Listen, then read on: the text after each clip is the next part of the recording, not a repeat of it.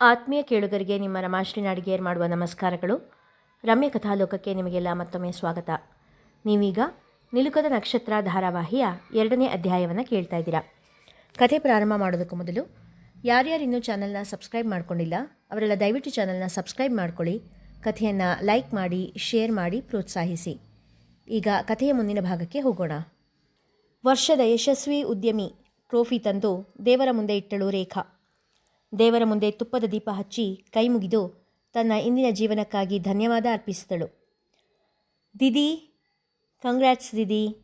ನಾನು ಹೇಳ್ತಾ ಇರಲಿಲ್ವಾ ಈ ಸರ್ತಿ ಕೂಡ ನಿಮಗೇ ಅವಾರ್ಡ್ ಬರೋದು ಅಂತ? ನೋಡಿ, ನಿಮಗೇ ಅವಾರ್ಡ್ ಬಂತು.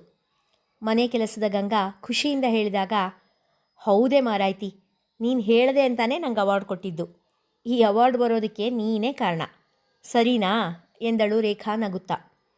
ನೀವೊಳ್ಳೆ ಎನ್ನುತ್ತಾ ಗಂಗಾ ಕೈಯಲ್ಲಿ ಒಂದಿಷ್ಟು ಉಪ್ಪು ಹಿಡಿದು ರೇಖಾಳ ಮುಖದ ಸುತ್ತ ಗಾಳಿಯಲ್ಲಿ ಕೈಯಾಡಿಸಿದಳು. ಇದೇನು ಮಾಡ್ತಾ ಇದೆಯೇ? ಅಚ್ಚರಿಯಿಂದ ಕೇಳಿದಳು ರೇಖಾ. ಒಳ್ಳೆ ಅಪ್ಸರೆ ಕಂಡು ಕಾಣ್ತಾ ಇದ್ದೀರಿ. ಅದೆಷ್ಟು ಜನರು ಕೆಟ್ಟ ಕಣ್ಣು ಬಿದ್ದಿರುತ್ತೋ ಏನೋ. ಹಾದಿ ಕಣ್ಣು, ಬೀದಿ ಕಣ್ಣು, ನಾಯಿ ಕಣ್ಣು, ನರಿ ಕಣ್ಣು, ಊರವ್ರ ಕಣ್ಣು, ಎಲ್ಲರ ಕಣ್ಣು ಹಾಳಾಗೋಗ್ಲಿ ಎನ್ನುತ್ತಾ ತಾನು ಉಪ್ಪಿಗೆ 3 ಬಾರಿ ಥೂಥು ಎಂದು ಇದು ರೇಖಾಳಿಗೂ ಉಗಿಯಲು ಹೇಳಿದಳು. ರೇಖಾ ನಗುತ್ತಾ ಅವಳು ಹೇಳಿದ ಹಾಗೆ ಮಾಡಿದಳು. ಟ್ರೋಫಿ ತೆಗೆದುಕೊಂಡು ಹೋಗಿ ಶೋಕೇಸ್ನಲ್ಲಿ ಇಟ್ಟಳು. ದೀದಿ, ಈ ಬೇಗ ಇನ್ನೊಂದು ಶೋಕೇಸ್ ಮಾಡಿಸ್ಬೇಕು ನಗುತ್ತಾ ಹೇಳಿದಾಗ ರೇಖಾ ಶೋಕೇಸ್ ಬಳಿ ಬಂದು ಎಲ್ಲ ಟ್ರೋಫಿಗಳ ಮೇಲೆ ಮೆಡಲ್, ಸನ್ಮಾನ ಪತ್ರ, ಪ್ರಶಸ್ತಿ ಪತ್ರ ಎಲ್ಲದರ ಮೇಲೆ ಕಣ್ಣಾಡಿಸಿದಳು. ಮನಸ್ಸು ಹೆಮ್ಮೆಯಿಂದ ಬೀಗಿತು. ಎಲ್ಲ ಟ್ರೋಫಿಗಳ ಜೊತೆಯಲ್ಲೇ ಇದ್ದ ಪುಟ್ಟದೊಂದು ಫೋಟೋ ಮೇಲೆ ಕಣ್ಣು ಹೋದಾಗ ನಿಟ್ಟುಸಿರು ಹೊರಬಂದಿತು. ಆ ಫೋಟೋ ಅವಳ ಯಶಸ್ಸಿಗೆ ಅವಳು ತೆತ್ತ ಬೆಲೆಯಾಗಿತ್ತು. ಹಳೆಯ ನೆನಪು ಭಿತ್ತಿಯಲ್ಲಿ ಮೂಡಿ ಮನ ಶೋಕಸಾಗರದಲ್ಲಿ ಮುಳುಗಿತು. ಮನೆ ಕೆಲಸದವಳಾದರೂ ಗಂಗಾ ತನ್ನ ಒಡತಿಯ ನೋವು ಅರಿತವಳು. ರೇಖಾ ನೋವಲ್ಲಿ ಮುಳುಗುವುದನ್ನು ತಪ್ಪಿಸಲು, ದೀದಿ, ಬಿಸಿನೀರು ಕಾದಿದೆ ಎಂದಳು. ಕಣ್ಣಲ್ಲಿ ತುಂಬಿದ್ದ ನೀರು ಹೊರಗೆ ಬರದೇ ಇರಲು ಪಟಪಟ ನೆರೆಪ್ಪೆ ಆಡಿಸಿದಳು ರೇಖಾ. ಗಂಗಾಳ ಕಡೆ ನೋಡಿ ಕಿರುನಗೆ ಬೀರಿ ಆಧುನಿಕವಾಗಿದ್ದ ಸ್ನಾನದ ಮನೆಯ ಒಳಹೊಕ್ಕಳು. ಬಿಸಿಯಾಗಿದ್ದ ನೀರಲ್ಲಿ ಕೈಯಾಡಿಸಿ ನೋಡಿದಳು. ಹದವಾಗಿತ್ತು. ಆಯಾಸ ಪರಿಹಾರಕ್ಕೆ ಸ್ವಲ್ಪ ಗುಲಾಬಿ ಜಲ ಸೇರಿಸಿದಳು. ಮೊದಲು ಮುಖದ ಮೇಲಿದ್ದ ಮೇಕಪ್ ತೆಗೆಯಲು ಬಯಸಿ ಹಣೆಯಲ್ಲಿದ್ದ ಬಿಂದಿ ತೆಗೆದು ಕನ್ನಡಿಯ ಮುಂದೆ ನಿಂತಳು. ಕನ್ನಡಿಯಲ್ಲಿ ಅವಳ ಬಿಂಬದ ಜೊತೆ ಇನ್ನೊಂದು ಬಿಂಬ ಕೂಡ ತೇಲಿ ಬಂದಂತೆನಿಸಿ ಆ ಬಿಂಬ ಹಿಡಿಯಲು ಕನ್ನಡಿಯ ಕಡೆ ಕೈ ಚಾಚಿದಳು. ಆ ಬಿಂಬ ಕನ್ನಡಿ ಒಳಗಿನ ಗಂಟಷ್ಟೇ ಎನಿಸಿ ದುಃಖ ಉಕ್ಕಿ ಬಂತು. ದೀದಿ, ದೀದಿ, ಬಾಗಲ್ ತೆಗಿರಿ. ದಬದಬನೆ ಬಾಗಿಲು ಬಡದ ಸದ್ದಿನ ಜೊತೆ ಗಂಗಾಳ ದನಿಯೂ ತೇಲಿ ಬಂತು. ದೀದಿ, ಸ್ವಲ್ಪ ಹರಳೆಣ್ಣೆ ಬಿಸಿ ಮಾಡ್ಕೊಂಡು ಬಂದಿದ್ದೀನಿ, ಬಾಗಲ್ ತೆಗಿರಿ. ಗಂಗಾ ಕೂಗಿದಾಗ ಸ್ನಾನದ ಮನೆಯ ಬಾಗಿಲು ತೆರೆದು, ಈಗ ಯಾಕೆ ಎಣ್ಣೆ ತರೋಕ್ಕೆ ಹೋದೆ ಗಂಗಾ? ಪ್ರೀತಿಯಿಂದ ಗದರಿದಳು. ದೀದಿ, ಇವತ್ತು ಬೆಳಿಗ್ಗೆಯಿಂದನೂ ಓಡಾಡ್ತಾನೇ ಇದ್ದೀರಾ, ಮೈಕೈ ಎಲ್ಲ ನೋವಾಗಿರುತ್ತೆ. ಈಗ ಸುಮ್ಮನೆ ಇಲ್ಲಿ ಕೂತ್ಕೊಳ್ಳಿ, ಸ್ವಲ್ಪ ಮಸಾಜ್ ಮಾಡ್ತೀನಿ. ಬಿಸಿ ಬಿಸಿ ನೀರಲ್ಲಿ ಸ್ನಾನ ಮಾಡಿದ್ರೆ ಒಳ್ಳೆ ನಿದ್ದೆ ಬರುತ್ತೆ. ಬೆಚ್ಚಗಿದ್ದ ಎಣ್ಣೆಯನ್ನು ಮೈಕೈಗೆಲ್ಲ ನೀವುತ್ತಿದ್ದರೆ ನರಗಳೆಲ್ಲ ಪಟಪಟನೆ ಸಡಿಲವಾಗುತ್ತಿದ್ದವು. ಕಣ್ಣು ಮುಚ್ಚಿಕೊಳ್ಳುತ್ತಿದ್ದ ರೇಖಾಳಿಗೆ ಗಂಗಾಳ ಮಸಾಜ್ ಹಿತವೆನಿಸುತ್ತಿತ್ತು. ರೇಖಾಳ ಮನಸ್ಸು ಹಳೆಯ ನೆನಪಿಗೆ ಜಾರದಂತೆ ಒಟಗುಟ್ಟುತ್ತಿದ್ದಳು ಗಂಗಾ. ತಲೆಬುಡವಿಲ್ಲದೆ ಅವರಿವರ ಸುದ್ದಿ ಹೇಳುತ್ತಿದ್ದ ಗಂಗಾಳ ಮಾತಿನ ಉದ್ದೇಶ ರೇಖಾಳಿಗೂ ತಿಳಿದಿತ್ತು. ಒಂದಿಷ್ಟು ಹೊತ್ತು ಮಸಾಜ್ ಮಾಡಿ ಹದವಾದ ನೀರು ಹಾಕುತ್ತಿದ್ದರೆ ರೇಖಾಳ ತನವೆಲ್ಲ ಹಗುರವಾಗುತ್ತಿತ್ತು. ಹೇರ್ ಡ್ರೈಯರ್ನಿಂದ ಕೂದಲು ಒಣಗಿಸಿದ ಗಂಗಾ, ದೀದಿ, ಊಟಕ್ಕೆ ಬಿಡಿಸ್ಲಾ ಎಂದು ಕೇಳಿದಳು. ಬೇಡ ಗಂಗಾ, 1 ಲೋಟ ಹಾಲು ಕೊಡು ಸಾಕು ಎಂದು ಹೇಳಿ ತನ್ನ ಸ್ಟಡಿ ರೂಮ್ ಹೊಕ್ಕಳು. ಅಲ್ಲಿದ್ದ ಆರಾಮ್ ಕುರ್ಚಿಯ ಮೇಲೆ ಕಣ್ಣು ಮುಚ್ಚಿ ಕುಳಿತವಳ ಮನ ಗತಜೀವನಕ್ಕೆ ಜಾರಿತ್ತು. ಅಮ್ಮ, ನಂಗೆ ಈಗಲೇ ಮದುವೆ ಬೇಡ ಅಮ್ಮ, ನಾನಿನ್ನೂ ಮುಂದೆ ಓದಬೇಕಮ್ಮ. 18 ತುಂಬಿದ ರೇಖಾ ತನ್ನ ಅಮ್ಮನ ಮುಂದೆ ನಿಂತು ಕಣ್ಣಲ್ಲಿ ನೀರು ತುಂಬಿ ಹೇಳಿದಳು.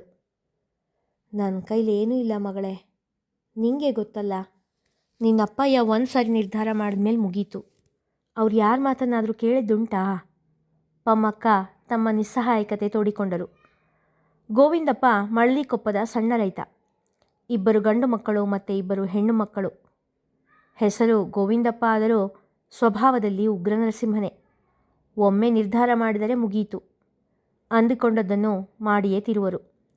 ಮೊದಲ ಮಗಳು ರುಕ್ಮಿಣಿಗೆ 18 ತುಂಬುತ್ತಿದ್ದಂತೆ ಗೌರ್ಮೆಂಟ್ ಸ್ಕೂಲ್ನಲ್ಲಿ ಶಿಕ್ಷಕನಾಗಿದ್ದ ಮೂರ್ತಿಗೆ ಕೊಟ್ಟು ಮದುವೆ ಮಾಡಿಬಿಟ್ಟರು. ಇಬ್ಬರು ಗಂಡು ಮಕ್ಕಳಿಗೂ ಕೂಡ PUC ಮುಗಿಯುತ್ತದಂತೆ ಓದು ನಿಲ್ಲಿಸಿ ತೋಟದ ಕೆಲಸಕ್ಕೆ ಹಚ್ಚಿದ್ದರು. ರೇಖಾಳಿಗೆ ಕೂಡ PUCಗೆ ಓದು ನಿಲ್ಲಿಸಿಬಿಟ್ಟರು. ಮುಂದೆ ಓದುವೆನೆಂದು ಅದೆಷ್ಟೋ ಹಠ ಮಾಡಿದಳು ರೇಖಾ. ಅದಕ್ಕೆಲ್ಲ ಸೊಪ್ಪು ಹಾಕುವವರೇ ಅಲ್ಲ ಗೋವಿಂದಪ್ಪ. 18 ಆಗುತ್ತಿದ್ದ ಹಾಗೆ ಮದುವೆಗೆ ಹುಡುಕನನ್ನು ಹುಡುಕಲು ಪ್ರಾರಂಭಿಸಿಯೇ ಬಿಟ್ಟರು. ಪಮ್ಮಿ, ಪಕ್ಕದ ಮನೆಗೆ ನನ್ನ ಗೆಳೆಯನ ಮಗ ಮತ್ತು ಸೊಸೆ ಬಾಡಿಗೆಗೆ ಬಂದಿದ್ದಾರೆ. ಪಕ್ಕದೂರಿನ ಬ್ಯಾಂಕಲ್ಲಿ ಆ ಹುಡುಗನ ಕೆಲಸ. ನನ್ನ ನಂಬಿಕೆ ಮೇಲೇ ಅವರಿಲ್ಲಿಗೆ ಬಂದಿರೋದು. ಚಿಕ್ಕ ಮಗು ಬೇರೆ ಇದೆ. ನೀನು ಸ್ವಲ್ಪ ಅವ್ರ ಕಡೆ ಗಮನ ಇಡು.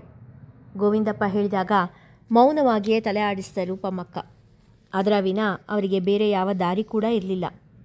ಮನೆಯಲ್ಲಿ ಹೊತ್ತು ಕಳೆಯಲು ಕಷ್ಟಪಡುತ್ತಿದ್ದ ರೇಖಾಳಿಗೆ ಆ ದೇವರೇ ತನಗೊಂದು ಜೊತೆ ಒದಗಿಸಿದ ಎನಿಸಿತ್ತು. ಪಕ್ಕದ ಮನೆಗೆ ಬಂದಿದ್ದ ತ್ರಿವೇಣಿ ರೇಖಾಳಿಗಿಂತ 8 ವರ್ಷ ದೊಡ್ಡವಳು. ರೇಖಾಳಿಗೆ ಹಿರಿಯ ಸಹೋದರಿಯ ಜೊತೆಗೆ ಸ್ನೇಹಿತೆ ಕೂಡ ದೊರೆತಂತಾಗಿತ್ತು. ಅಲ್ಲೇ ರೇಖಾ, ನೀನು ಯಾಕೆ ಕಾಲೇಜಿಗೆ ಹೋಗೋದಿಲ್ಲ? ಮುಂದೆ ಓದೋದನ್ನು ಯಾಕೆ ಬಿಟ್ಬಿಟ್ಟೆ? ತ್ರಿವೇಣಿ ಕೇಳಿದಾಗ ರೇಖಾಳ ಮುಖ ಕಳೆಗುಂದಿತ್ತು. ಅಪ್ಪ ಕಳಿಸ್ಲಿಲ್ಲ ಅಕ್ಕ, ಸಪ್ಪೆದನಿಯಲ್ಲಿ ಹೇಳಿದಳು. ಓದ್ ನಿಲ್ಲಿಸಿ ಏನು ಮಾಡ್ತೀಯಾ? ಪುಟ್ಟ ತಂಗಿಯ ಹಾಗಿದ್ದ ಗೆಳತಿಯ ಬೇಸರದಲ್ಲಿ ಅವಳು ಕೂಡ ಭಾಗಿ. ಮದುವೆ ಮಾಡ್ತಾರಂತೆ. ಅಕ್ಕಂಗೂ 18 ವರ್ಷ ಆಗ್ತಾ ಇದ್ದ ಹಾಗೆ ಮದುವೆ ಮಾಡಿಬಿಟ್ರು. ನನಗೂ ಕೂಡ. ಅಷ್ಟು ಹೇಳುವಷ್ಟರಲ್ಲಿ ರೇಖಾಳ ಗಂಟಲು ಭಾರವಾಗಿತ್ತು. ಅಯ್ಯೋ, ಇಷ್ಟು ಬೇಗ ಮದುವೆನಾ ಎಂದವಳು ಮತ್ತೆ ರೇಖಾಳಿಗೆ ಬೇಸರವಾಗಬಾರದೆಂದು, ಹೋಗಲಿ ಬಿಡು, ನಿನ್ನಪ್ಪ ನೀನು ಒಳ್ಳೆಯದಕ್ಕೆ ಏನೋ ಯೋಚನೆ ಮಾಡಿರ್ತಾರೆ ಎಂದಳು ತ್ರಿವೇಣಿ. ತ್ರಿವೇಣಿ ಕೈ ಕೆಲಸದಲ್ಲಿ ಬಹಳ ಜಾಣೆ. ಪುಟ್ಟ ಮಗುವಿದ್ದರೂ ಅದನ್ನು ಸುಧಾರಿಸಿಕೊಳ್ಳುತ್ತಲೇ ಸ್ವೆಟರ್ ಹೆಣೆಯೋದು, ಕ್ರೋಶ ಹಾಕುವುದು, ಬೊಟ್ಟೆ ಹೊಲಿಯೋದು ಎಲ್ಲ ಮಾಡುತ್ತಿದ್ದಳು. ಸಮಯ ಕಳೆಯಲೆಂದು ರೇಖಾ ಕೂಡ ಅದನ್ನೆಲ್ಲ ಕಲಿಯುತ್ತಿದ್ದಳು.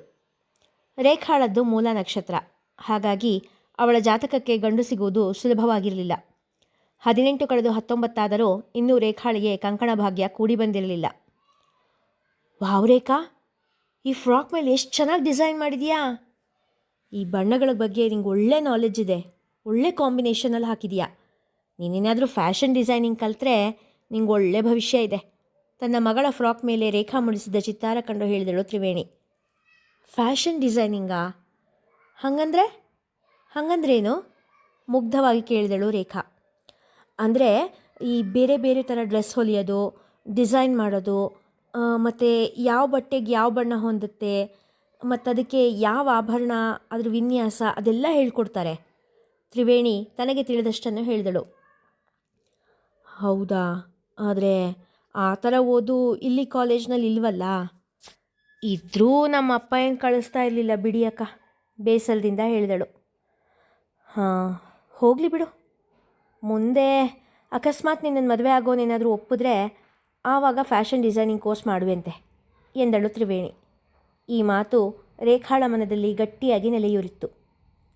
ಹೌದಲ್ವಾ? ಅಕಸ್ಮಾತ್ ನನಗೆ ಯಾವುದಾದ್ರೂ ಸಿಟಿ ಹುಡುಗ ಸಿಕ್ಕಿದ್ರೆ ಕಾಲೇಜಿಗೆ ಕಳಿಸ್ಬೋದು. ದೇವ್ರೇ, ನನಗೆ ಕಾಲೇಜಿಗೆ ಕಳಿಸೋದಕ್ಕೆ ಒಪ್ಪುವಂಥ ಹುಡುಗನೇ ಸಿಗ್ಲಪ್ಪ ಎಂದು ಕಣ್ಣಿಗೆ ಕಾಣದ ದೇವರ ಮೊರೆ ಹೋದಳು ರೇಖಾ. 1 ವರ್ಷದ ಹುಡುಕಾಟದ ನಂತರ ರೇಖಾಳ ಮಾವನಿಲ್ಲದ ಮನೆಯ ಜಾತಕಕ್ಕೆ ರಾಜೀವನ ಜಾತಕ ಕೂಡಿ ಬಂದಿತ್ತು. ಮಧ್ಯಮ ವರ್ಗದ ರಾಜೀವ ಪ್ರೈವೇಟ್ ಫ್ಯಾಕ್ಟ್ರಿ ಒಂದರಲ್ಲಿ ಕೆಲಸ ಮಾಡುತ್ತಿದ್ದ. ವಯಸ್ಸಿನ ಅಂತರ ಹೆಚ್ಚಾಗಿದ್ದದ್ದು ಅಥವಾ ರೇಖಾಳ ರೂಪಕ್ಕೆ ಒಂದಿಷ್ಟು ಕೂಡ ಸಾಟಿ ಇಲ್ಲದೇ ಇದ್ದಿದ್ದು ಯಾವುದು ಗೋವಿಂದಪ್ಪನಿಗೆ ದೊಡ್ಡ ವಿಷಯ ಅನ್ನಿಸಲೇ ಇಲ್ಲ. ವಧು ಪರೀಕ್ಷೆಗೆ ಅವರನ್ನೆಲ್ಲ ಕರೆಸಿಯೇ ಬಿಟ್ಟರು. ಕಡದಿಟ್ಟ ಶಿಲ್ಪದ ಹಾಗಿದ್ದ ರೇಖಾ ಎಲ್ಲರ ಮನಸ್ಸಿಗೆ ಬಂದಿದ್ದಳು. ನನಗೆ ಮುಂದೆ ಓದೋದಕ್ಕೆ ತುಂಬ ಇಷ್ಟ, ಕೆಲಸ ಮಾಡೋದಕ್ಕೂ ಇಷ್ಟ. ಆದರೆ ನಮ್ಮಪ್ಪಂಗೆ ಇಷ್ಟ ಇಲ್ಲ. ನೀವು ನನ್ನ ಮುಂದೆ ಓದಿಸ್ತೀರಾ? ಕೆಲಸಕ್ಕೆ ಕಳಿಸ್ತೀರಾ? 19 ವರ್ಷದ ದುಂಡುಗಲ್ಲದ ಪೋರಿ ತುಟಿ ಉಬ್ಬಿಸಿ ಕೇಳುತ್ತಿದ್ದರೆ 31ರ ಯುವಕ ರಾಜೀವನಿಗೆ ಮುದ್ದು ಉಕ್ಕಿ ಬರುತ್ತಿತ್ತು. ಅವಳ ಆಸೆಗೆ ಇಲ್ಲವೆಂದು ಹೇಳಿ ನೋಡಲು ಮುದ್ದಾಗಿದ್ದ ಹುಡುಗಿಯನ್ನು ಕಳೆದುಕೊಳ್ಳಲು ಮನಸ್ಸಾಗಲಿಲ್ಲ ರಾಜೀವನಿಗೆ. ನಿಂಗೆ ಓದೋಕ್ಕಿಷ್ಟನಾ? ಮೃದುವಾಗಿ ಕೇಳಿದ. ಹ್ಞೂ, ಓದಿಸ್ತೀರಾ? ಮತ್ತೊಮ್ಮೆ ಆಸೆಯ ಕಣ್ಣುಗಳಿಂದ ಕೇಳಿದಾಗ ತುಂಬು ಗಲ್ಲವನ್ನೊಮ್ಮೆ ಮುದ್ದು ಮಾಡುವ ಮನಸ್ಸಾಗಿತ್ತು ಹುಡುಗನಿಗೆ. ಸರಿ, ಓದಿಸ್ತೀನಿ, ರಾಜೀವ ಹೇಳಿದಾಗ ಖುಷಿಯಿಂದ ಉಬ್ಬಿದಳು. ಹುಡುಗನ ಮನೆಯವರ ಕಡೆಯಿಂದ ಹುಡುಗಿ ಒಪ್ಪಿಗೆ ಎಂಬ ಮಾತು ಬಂದಾಗ ಗೋವಿಂದಪ್ಪ ನಿರಾಳರಾದರೆ ಪಮ್ಮಕ್ಕ ಬೇಸರಗೊಂಡರು. ಹುಡುಗಂಗೆ ಸ್ವಲ್ಪ ವಯಸ್ಸು ಹೆಚ್ಚೇ ಆಗಿದೆ. ಬೇರೆ ಹುಡುಗನ ನೋಡಿದ್ರಾಗ್ತಿತ್ತೋ ಏನೋ.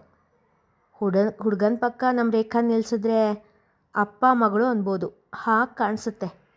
ಪಮ್ಮಕ್ಕ ನಿಧಾನವಾಗಿ ಗಂಡನ ಬಳಿ ಹೇಳಿದರು. ಆಗೋ ಕೆಲಸಕ್ಕೆ ಅಡ್ಡಬಾಯಿ ಹಾಕಬೇಡ. ರೂಪ ನೀನು ಅರ್ಕೊಂಡು ಕುಡಿಯೋಕ್ಕಾಗತ್ತಾ? ರೂಪ ವಯಸ್ಸು ಅದೆಲ್ಲ ಶಾಶ್ವತ ಅಲ್ಲ. ಇವತ್ತಿರುತ್ತೆ, ನಾಳೆ ಹೋಗುತ್ತೆ. ಹುಡುಗ ನಮ್ಮ ಹುಡುಗಿನ ಬಾಳಿಸ್ತಾನ ಅನ್ನೋದು ಮುಖ್ಯ ಎಂದವನಿಗೆ ತನ್ನ ಮಗಳ ರೂಪರಾಶಿಯ ಬಗ್ಗೆ ಹೆದರಿಕೆಯೇ ಇತ್ತು. ಮುದ್ದಾದ ಗಾಜಿನ ಗೊಂಬೆಯಂತಿದ್ದ ಹುಡುಗಿಯನ್ನು ಮದುವೆ ಮಾಡಿ ಕಳಿಸಿ ತನ್ನ ಜವಾಬ್ದಾರಿ ಕಳೆದುಕೊಂಡರೆ ಸಾಕು ಎಂಬ ಭಾವ. ಇಲ್ಲಿಗೆ ಇಂದಿನ ಸಂಚಿಕೆ ಮುಗಿಯಿತು. ಮುಂದಿನ ಕಥೆ ಮುಂದಿನ ಸಂಚಿಕೆಯಲ್ಲಿ. ಕಥೆ ಇಷ್ಟವಾಗಿದ್ದರೆ ಹೆಚ್ಚು ಹೆಚ್ಚು ಜನರಿಗೆ ಶೇರ್ ಮಾಡಿ, ಕಥೆಯನ್ನು ಲೈಕ್ ಮಾಡಿ, ಹೈಪ್ ಮಾಡಿ, ಹಾಗೆ ಕಮೆಂಟ್ ಸೆಕ್ಷನಲ್ಲಿ ನಿಮ್ಮ ಅಭಿಪ್ರಾಯ ತಿಳಿಸಿ ಪ್ರೋತ್ಸಾಹಿಸಿ. ಧನ್ಯವಾದಗಳು.